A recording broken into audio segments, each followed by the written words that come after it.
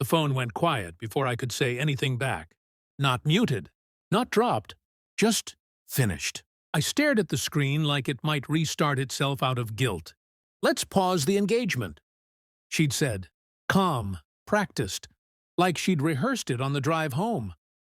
"Just for a while. I need space." Space. Such a clean word for distance measured in secrets. I told her I understood. I told her we'd talk later. I told her nothing she couldn't live with. When the call ended, my apartment felt smaller. The walls leaned in like they already knew. I stood there longer than I should have, listening to the refrigerator hum, counting my breaths like they were evidence. I didn't ask why. I didn't ask how long. I didn't ask who. That's the part people get wrong about moments like this. They think shock makes you blind. It doesn't. It sharpens everything. Her voice hadn't cracked. No tremor. No apology hiding between syllables. Just relief. I picked up my keys without rushing. My reflection in the hallway mirror looked intact. Calm face. Steady hands. The kind of man who agrees to pauses because he knows how to end things permanently. By the time she unlocked her apartment door that night, she still thought we were engaged, just on hold. She was wrong, but she didn't know that yet. Earlier that evening, hours before her key turned in the lock, I'd already stopped being her future. The doubt didn't arrive all at once. It leaked in. Weeks of small delays. Missed calls returned too quickly, like she'd rehearsed what to say. A new password on her phone she claimed was for work. A laugh that didn't belong to me anymore. I remembered the way she'd started placing her phone face down, the way she'd showered longer, later, the way she stopped asking when I'd be home. None of it screamed betrayal. It whispered it. I sat in my car across the street from her building, engine off, lights dark, watching the windows, letting the truth assemble itself without emotion. That's always been my strength, letting patterns speak louder than fear. At 9:17 p.m., a light flicked on in her living room. At 9:19, another silhouette moved inside. Taller than her, broader. I didn't flinch. At 9:24, my phone buzzed. A message from her. "I just need tonight to think. Please don't come over." I smiled. Not because it was funny, because it was confirmation. I drove away before I could be seen.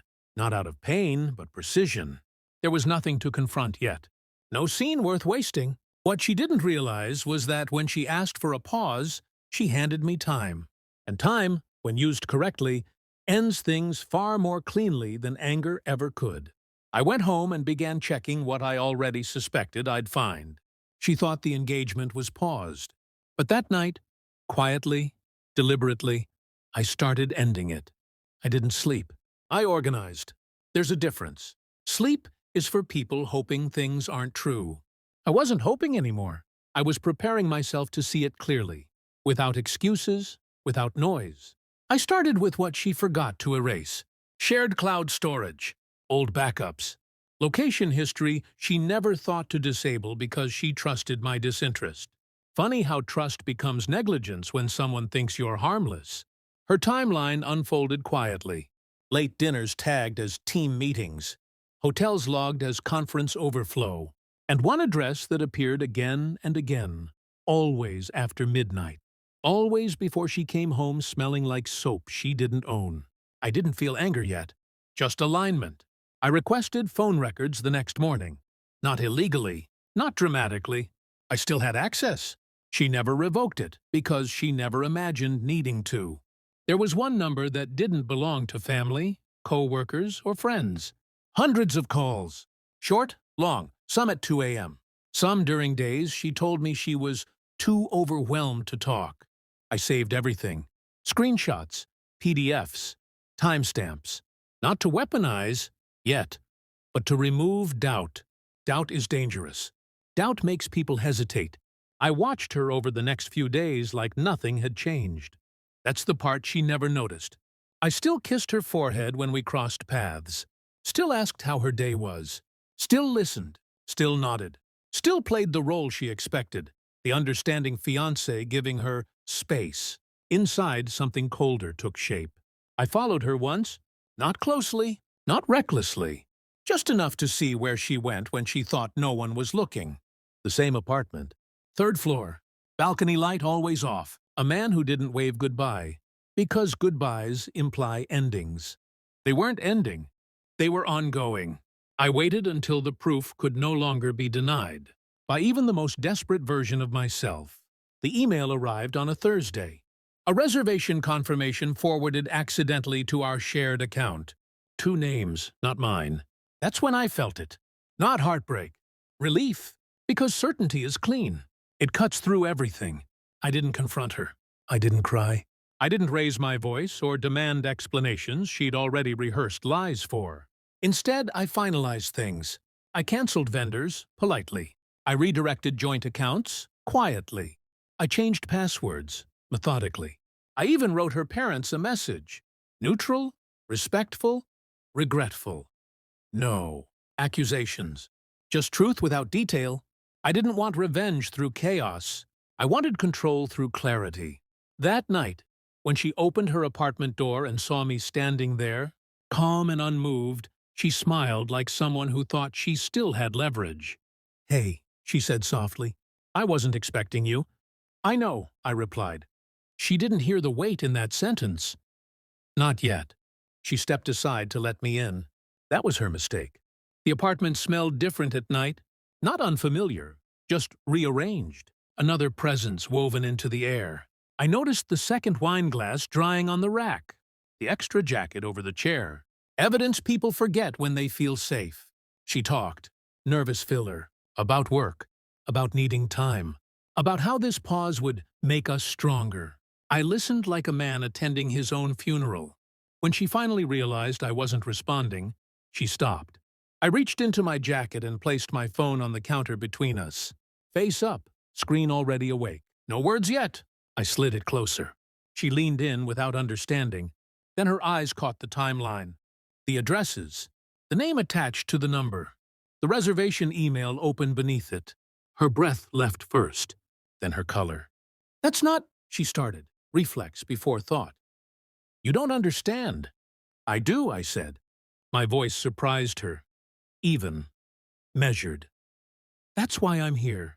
She picked up the phone with shaking hands, scrolling faster, like speed might undo timestamps. Her mouth opened and closed. The lies tried to line up but kept tripping over facts. "How long?" I asked. I already knew. I just wanted to watch her choose which version of herself to sacrifice. She didn't answer. I waited. 3 months, she whispered finally. I nodded. Once, as if confirming a delivery. "That was before you asked me to pause," I said. Her head snapped up. "No," she said too quickly. "I didn't mean—" "I know what you meant," I cut in. Not louder, sharper. "You wanted time to decide which—" Life felt better without consequences. Silence collapsed between us. She started crying then. Quietly at first. Strategic tears. The kind meant to soften edges. To remind me of shared memories. Planned futures. Promises rehearsed in better lighting. I felt none of it. I agreed to pause because it was already over, I said. "I just didn't tell you yet." Her crying broke. Turned jagged. "What are you saying?" I reached into my pocket again. This time, I placed a folded envelope beside the phone. Vendor cancellations. Account changes. A single sheet with a ring appraisal attached. "The engagement ended hours before you opened this door," I said. "You just weren't informed." Her knees buckled. She grabbed the counter to stay upright. "You don't get to do this," she said. "You don't get to decide alone." I met her eyes. I already did. That's when she understood. Not that she was caught. That she was too late. She reached for me. Not suddenly. Not desperately. Carefully. Like touching a hot surface she thought might forgive her. "I made a mistake," she said. "I was confused. I didn't think it would go this far." I stepped back. Not because I feared her. Because I refused to let her rewrite the ending. Mistakes are accidents. What she did required planning, scheduling, silence, repetition. "I know," I said. "That's why this works." She followed me toward the door, barefoot on cold tile, every step louder than the last. "We can fix this. Please." We built something. I paused with my hand on the handle.